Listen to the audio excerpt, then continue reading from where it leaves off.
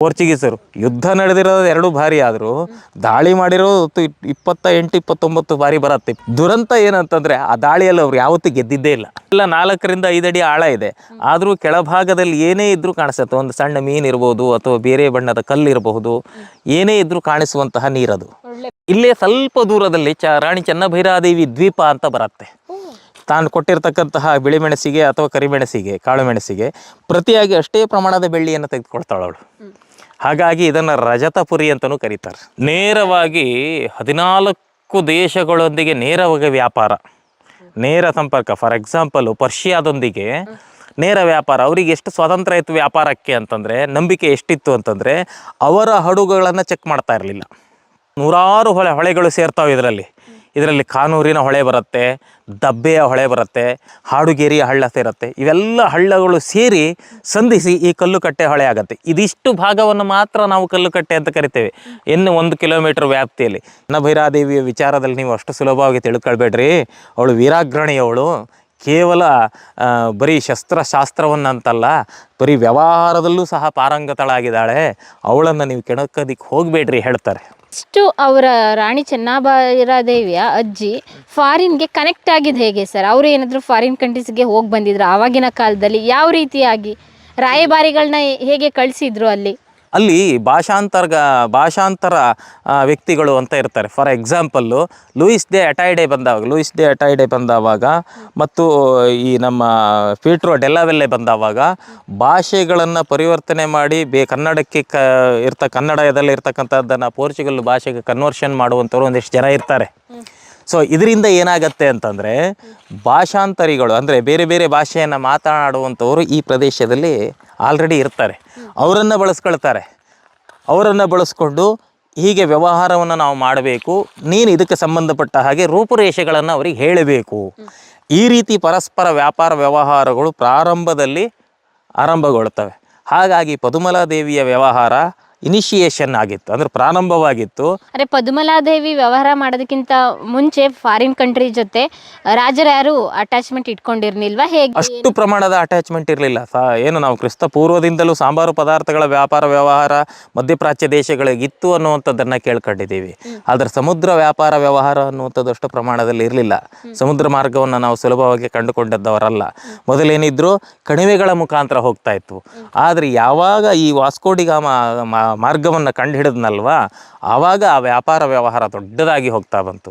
ಅದನ್ನು ಕರೆಕ್ಟಾಗಿ ಮೊದಲನೇ ಬಾರಿಗೆ ಎನ್ಕ್ಯಾಶ್ಮೆಂಟ್ ಮಾಡಿಕೊಂಡವಳು ಅಂತಂದರೆ ರಾಣಿ ಪದುಮಲಾದೇವಿಯ ಮಧ್ಯ ವಯಸ್ಕಳು ಅಥವಾ ವಯಸ್ಸಾದವಳಾಗಿದ್ದಿರೋದ್ರಿಂದ ಅವಳು ತುಂಬ ವರ್ಷಗಳ ಕಾಲ ವ್ಯಾಪಾರ ಮಾಡಿರುವಂತಹ ದಾಖಲಾತಿಗಳು ನಮಗೆ ಸಿಗೋದಿಲ್ಲ. ಆದರೆ ಅವಳು ವ್ಯಾಪಾರ ಮಾಡಿದ್ದಳು ಅನ್ನುವಂಥದ್ದಕ್ಕೆ ನಮಗೆ ಬೇಕಾದಷ್ಟು ಪುರಾವೆಗಳು ಸಿಗ್ತವೆ.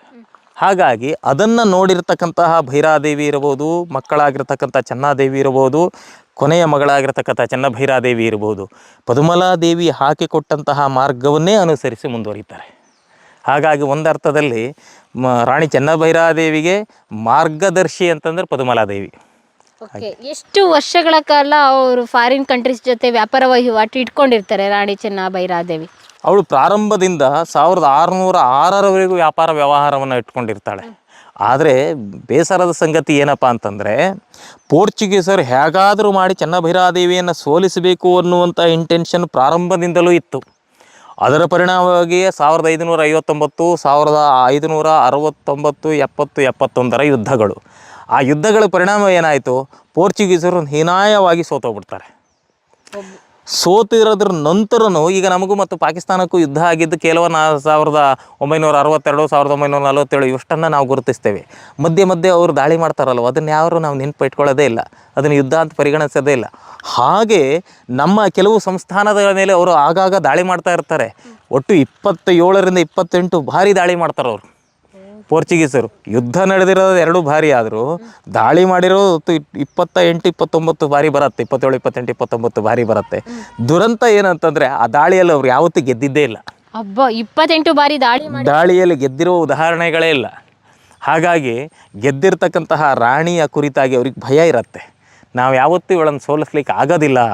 ಫಸ್ಟ್ ಬರಬೇಕಾದ್ರೆ ಇವಳು ಪಾಗನ್, ಇವಳು ಮಂಗ ಇದ್ದಂಗಿದ್ದಾಳೆ ಇವಳು, ನಮ್ಮನ್ನು ಏನು ಎದುರಿಸ್ತಾಳೆ ಹೇಳು, ನಾವು ಆ ಸೂರ್ಯ ಮುಳುಗದ ಸಾಮ್ರಾಜ್ಯವನ್ನೇ ಬಗ್ಗು ಬಡಿದು ಬಂದವರು, ಅಂದರೆ ಇಂಗ್ಲೆಂಡನ್ನೇ ಬಗ್ಗು ಬಡಿದವರು ನಾವು ಅಂತೇಳಿ ಹುಂಕರಿಸ್ತಾರೆ. ಯಾರು ಡಿ ಸಿಲ್ವಾ ಇರಬಹುದು ಅಥವಾ ಆನಂದ್ ಮೊದಲೇ ಬಂದಿರತಕ್ಕಂಥ ಬೆರೆಟ್ಟೋ ಇರಬಹುದು.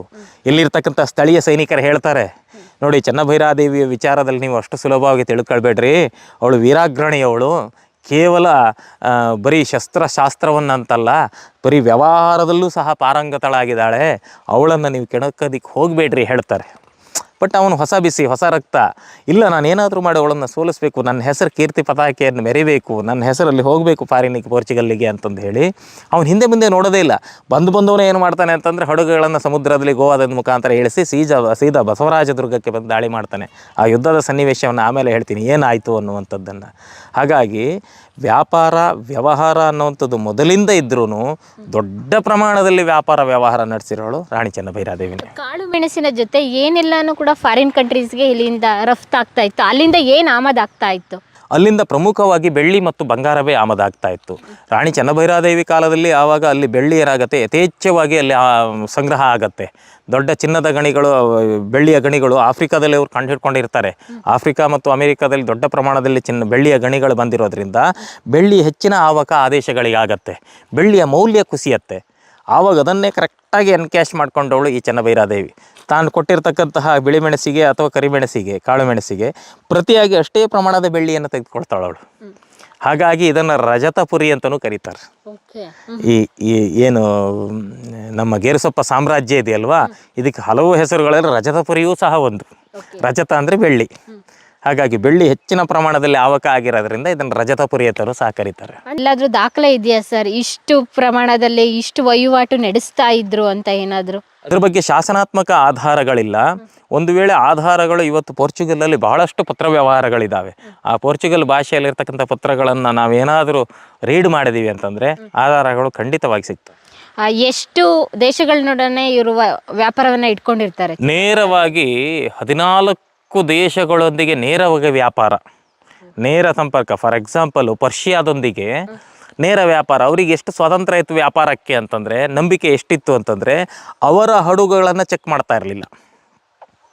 ಪರ್ಷಿಯಾದ ಹಡಗುಗಳನ್ನು ನಮ್ಮ ಬಂದರಿಗೆ ಬರುವ ಪೂರ್ವದಲ್ಲಿ ನಮ್ಮ ಕರಾವಳಿ ರಕ್ಷಣಾ ಪಡೆ ಅಥವಾ ರಾಣಿ ಚೆನ್ನಭೈರಾದೇವಿಯ ಕರಾವಳಿ ಪಡೆಯವರು ಆ ಹಡಗನ್ನು ಚೆಕ್ ಮಾಡ್ತಾ ಇರಲಿಲ್ಲ. ಅವ್ರು ನೇರವಾಗಿ ಬರಬಹುದಿತ್ತು.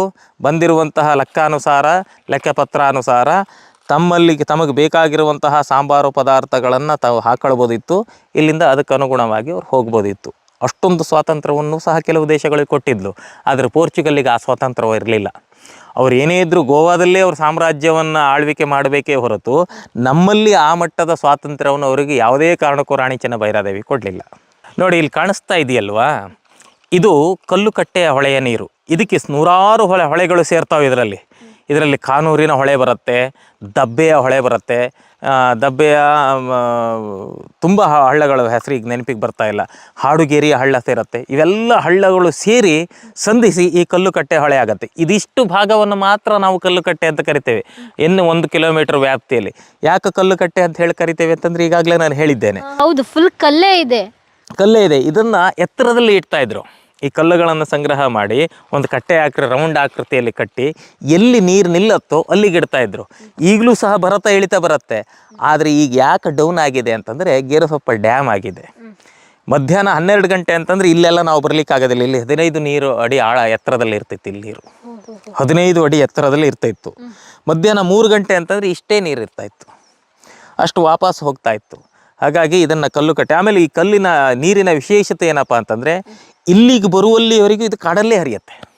ಹಂಗಾರೆ ತುಂಬ ಶುದ್ಧವಾದ ನೀರು ಇದು. ಶುದ್ಧವಾದ ನೀರು. ಈಗ ಒಂದು 2-3 ಹಳ್ಳಿಗಳು ಇಲ್ಲಿ ದಾಟಿ ಬರ್ತವೆ ಬಿಟ್ಟರೆ, ಅವು ಸಣ್ಣ ಸಣ್ಣ ಹಳ್ಳಿಗಳು, 10 ಮನೆ ಇರತಕ್ಕಂಥ ಹಳ್ಳಿಗಳು ಸಂಪೂರ್ಣವಾಗಿ ಕಾಡಿನಲ್ಲೇ ಹುಟ್ಟಿ ಕಾಡಿನಿಂದಲೇ ಹರಿದು ಇಲ್ಲಿ ಶರಾವತಿಯನ್ನು ಸೇರತ್ತೆ. ಇಲ್ಲೇ ಸ್ವಲ್ಪ ದೂರದಲ್ಲಿ ರಾಣಿ ಚೆನ್ನಭೈರಾದೇವಿ ದ್ವೀಪ ಅಂತ ಬರುತ್ತೆ. ಶರಾವತಿ ಕಲ್ಲುಕಟ್ಟೆ ಸಂಗ್ರಹ 2 ಜೋಡಿಯಾಗಿ ಮಧ್ಯದಲ್ಲಿ ಒಂದು ದ್ವೀಪವನ್ನು ಮಾಡ್ತಾವೆ.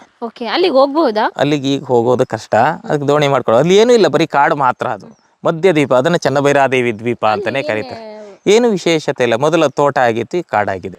ಅವ್ರ ಹೆಸರು ಇಟ್ಟಿದಾರಲ್ಲ ಅದಕ್ಕೆ ಕೇಳಿ. ಅದಕ್ಕೆ ಈಗಿನ ಆಡಳಿತ ವ್ಯವಸ್ಥೆ ಅದೊಂದನ್ನು ಕುರುವನ್ನಾಗಿ ಇಟ್ಟಿದ್ದಾರೆ. 54 ವರ್ಷ ಆಳ್ವಿಕೆ ಮಾಡಿದ್ರೂ ರಾಣಿ ಹೆಸರಿಗೆ ಒಂದು ಸರ್ಕಲ್ಲೂ ಸಹ ಇರಲಿಲ್ಲ. ಅದೊಂದು ಇಟ್ಟಿದ್ದಾರೆ ಕಾಡಿಗೆ, ಒಂದು ಸಣ್ಣ ದ್ವೀಪಕ್ಕೆ. ಅಷ್ಟಕ್ಕೆ ನಾವು ಸಂತೃಪ್ತಿಯನ್ನು ಪಟ್ಕೊಳ್ಬೋದು ಅಷ್ಟೇ. ಈಗ ಇದ್ರ ಜೊತೆಗೆ ಇದು ಶುದ್ಧವಾದ ನೀರು. ನೀವು ನೋಡ್ರಿ ಎಷ್ಟು ಟ್ರಾನ್ಸ್ಪರೆಂಟ್ ಇದೆ. ಅಲ್ಲೆಲ್ಲ 4 ರಿಂದ 5 ಅಡಿ ಆಳ ಇದೆ, ಆದರೂ ಕೆಳಭಾಗದಲ್ಲಿ ಏನೇ ಇದ್ರೂ ಕಾಣಿಸುತ್ತೆ. ಒಂದು ಸಣ್ಣ ಮೀನು ಇರ್ಬೋದು ಅಥವಾ ಬೇರೆ ಬಣ್ಣದ ಕಲ್ಲು ಇರಬಹುದು, ಏನೇ ಇದ್ರೂ ಕಾಣಿಸುವಂತಹ ನೀರದು. ಒಳ್ಳೆ ಪಳಪಳ ಅಂತ ಹೊಳಿತಾ ಇದೆ ಸರ್. ಕೆಳಗಡೆ ಏನೇನಿದೆ ಅಂತ ಹಂಗೆ ಕಾಣಿಸ್ತಾ ಇದೆ.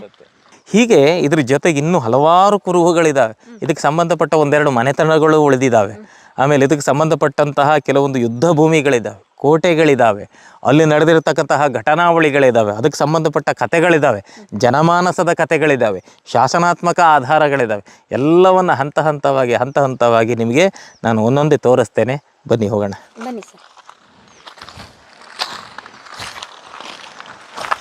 ಪ್ರಿಯ ವೀಕ್ಷಕರೇ, ನಾವು ತೋರಿಸುತ್ತಿರುವ ಇತಿಹಾಸದ ಕಥೆಗಳು ಕನ್ನಡದ ಕಲೆ, ಸಾಹಿತ್ಯ, ಸಂಸ್ಕೃತಿ, ಜನಜೀವನ, ಇತಿಹಾಸ ಸೃಷ್ಟಿಸಿದ ಜನಸಾಮಾನ್ಯರ ಅಸಾಮಾನ್ಯ ಕಥೆಗಳು ನಿಮಗೆ ಇಷ್ಟ ಆಗಿದ್ಯಾ? ಹಾಗಿದ್ರೆ ವಿಡಿಯೋ ನೋಡಿ ಸುಮ್ಮನಾಗ್ಬೇಡಿ, ಶೇರ್ ಮಾಡಿ, ಸಪೋರ್ಟ್ ಮಾಡಿ, ನಮ್ಮೊಂದಿಗೆ ಜೊತೆಯಾಗಿ. ಇದು ನೀವೇ ಬೆಳೆಸಿದ ನಿಮ್ಮ ನೆಚ್ಚಿನ ಡಿಜಿಟಲ್ ಮಾಧ್ಯಮ. ಇನ್ಮುಂದೆ ನಿಮಗಾಗಿ ಇನ್ನಷ್ಟು ವಿನೂತನ ಶೈಲಿಯಲ್ಲಿ ಬರಲಿದೆ. ನೈತಿಕ ಬೆಂಬಲದ ಜೊತೆಗೆ ಆರ್ಥಿಕ ಬೆಂಬಲ ನೀಡಿ. ನಿಮ್ಮ ಬೆಂಬಲವೇ ನಮಗೆ ಪ್ರೇರಣೆ, ಸ್ಫೂರ್ತಿ ಕೂಡ. ನಿಮ್ಮ ಬೆಂಬಲದೊಂದಿಗೆ ನಮ್ಮ ಪಯಣ ಮುಂದುವರಿಯುತ್ತಿದೆ. ಸಾಮಾಜಿಕ ಬದಲಾವಣೆಗೆ ಜೊತೆಯಾಗಿ ನಮ್ಮ ಮುಂದಿನ ಪೀಳಿಗೆಗೆ ಕರ್ನಾಟಕದ ಇತಿಹಾಸ ಉಳಿಸೋಣ.